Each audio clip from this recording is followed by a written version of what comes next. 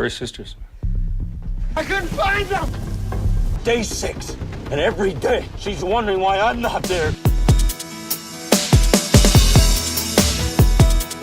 This movie has got to be every parent's nightmare. I mean, seeing their daughter go missing in anyone, it's a horrifying feeling.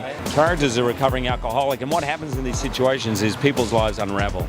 It's an intense thriller. It's very entertaining. In the same time, what makes it different from the other movies that it makes you think about our world today. What I was excited about in doing the film is that I hope you're on the edge of your seat and that it's super entertaining and engrossing. But I think there's more to it. I think you leave the theater, you know, A, feeling something, B, I think it's kind of like, oh, what would I do, and what's the morality here? You can expect to be on the edge of your seat, and I don't just mean physically, emotionally, mentally, spiritually, and people will be asking questions of themselves and others. How far would you go for someone you love? Alex. What in the world did you do?